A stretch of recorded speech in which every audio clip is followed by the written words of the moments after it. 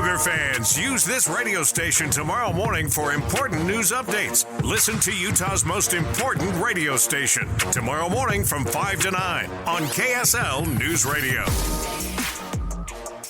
Welcome back. The final segment of the show.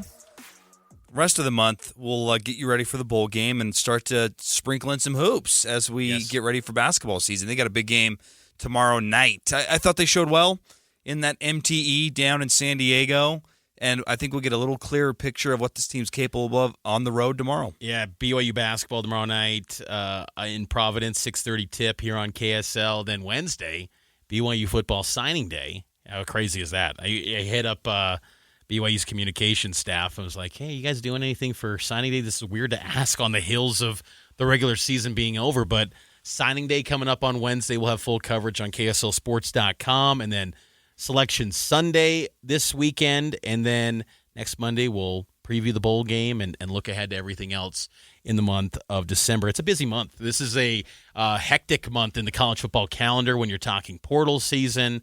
So much to get to because you're starting to build out your roster, and I think what's so crazy is that you don't know what the rules are going to be in 2025 with all this revenue sharing, and this is kind of deep in the weeds stuff, but you're probably looking at a world where it's only 105 players. It's no longer a 123-man roster and just 85 scholarship guys. Like, we're talking 105 players. That's it. No walk-ons, potentially all scholarship guys making a cut of the money.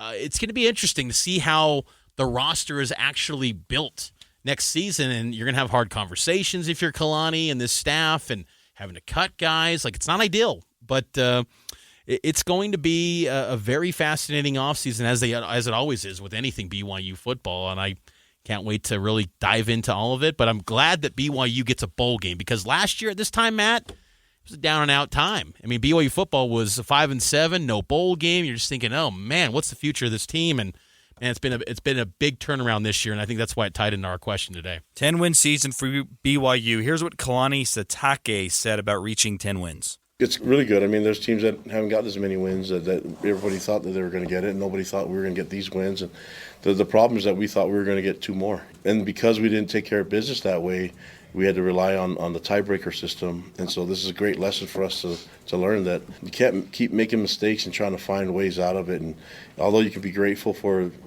squeaking one by and making plays, and even some of them being a little bit miraculous, you can't make that an every week thing. It's a good point, and we'll have to see next year how they can respond to that. What bowl game do you want to see BYU in? I don't care. What are the options? Alamo Bowl or Pop-Tarts Bowl. Those are kind of the ones that they're zeroing in on, and there was bowl representatives on Saturday at LES. And even Kalani noted in the post-game show that those are the bowls that they're kind of zeroing in on. Pop-Tart. Yeah. I want the edible mascot content personally. I want to taste the Pop-Tart mascot. If I hear it's a chocolate fudge one. They might have 4 different Pop-Tart mascots, so give me the content. But also the idea of BYU, Colorado, a joint press conference with Kalani and Coach Prime. Whoa, talk about 2 different styles of press conference. My goodness, that's incredible. I don't want to see that. They're playing Colorado next season. We'll get that next year. But again, the collaboration, you're going to get a photo op between coaches. They're holding a helmet at a bowl game. They're going to have some probably prime rib meal type thing.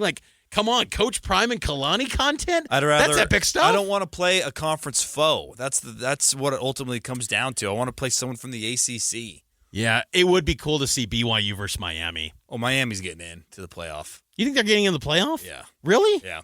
I don't think there's any chance. Right now. I think they're going to get left out. It's going to be SMU that's in the playoff. They're both getting in. What? Yeah. Miami's getting in. Clemson, Mark it down. Clemson beats SMU, and then Clemson goes. SMU gets in. Miami gets left out and goes to the Pop-Tart Bowl. That's the only way that's happening, but SMU is beating Clemson. Clemson's not that good. Who do you think wins the Big 12 championship, ASU or Iowa State? Arizona State. Yeah, me too. I think Arizona State wins, and I think Arizona State's going to win a playoff game on the road. I'm bought in, man. I think Sam Leavitt, even though Cougar fans probably can't stand that team right now, but I think Leavitt's their new Jake Plummer. Leavitt is good. He's doing good. You can't deny it. Kind of makes you wonder, what could have been? You just wonder. I mean, BYU pursued him in the transfer portal, and he took a visit to BYU, but maybe just I mean, you saw the video of his brother. I mean, I don't think they like BYU for whatever reason. Not at all. Whatever set them off on BYU, I don't exactly know. The funny thing about that video is they were giving they blamed the fans for the reason they don't like BYU, but it wasn't the fans that drove his brother out of BYU. I don't know. It's a weird deal. I'm not going to speak for him, and who knows what his thought process was, but it's going to be an eventful weekend, and I do like that BYU is going to get a power conference opponent, though. I mean, you remember a couple of years ago when they're going to the bowl season and fans were just floored. Even the players were like, "You're going to play UAB." Like they were dead. They didn't have a program a few years prior, and you're playing a top 15 BYU in a bowl game. Like Colorado, ACC team, sign me up. Like that's pretty awesome stuff, Matt. Like I'm taking that. Fair. All right. It's the final day of our intern, Allie. Sad day, Allie. We're going to miss you tremendously. She's graduating BYU here shortly. We don't know what the future holds, but we wanted to get your thoughts on this 10-win season, Allie. What word would you use, and what will you remember most about this year? Oh, man. To sum it up, one word, I would use the word phenomenal. You too. Outstanding and phenomenal. That 9-0 feeling was just, it was great. Like, it started off really well. So I would say phenomenal. Allie was there every step of the way for the season. She was at all the practices, all the media availabilities, the games at LES. So quite the year to be an intern on the season. What's some of the big takeaways you feel like you take away from this team in 2024? Oh, man. Some takeaways. I was just impressed getting to be so close to them, just seeing their fire and their love for the game. I think next year they're going to come out with even more fire, and they just love the game, and I just love BYU football. It was awesome. I do love that. Like last year, it ended bitterly and it fueled them. Mm-hmm. I wonder if there's going to be that again, where you were so close at the doorstep of doing something special. Does the way that things ended in November, does that fuel a great offseason? Because there's no doubt that what happened last year affected this team. They approached the offseason with tremendous determination, and it carried over to the season. BYU is going to be slept on again. For sure. I mean, book it right now. They'll probably be preseason Big 12 poll, probably 9, 7, 8, 9. Like no one's going to give them any flowers in the preseason. They're going to have to earn it again, and they love that, and that's kind of the BYU way. Building out this roster will be fascinating to see, what spots they approach. The approach they take too with the portal.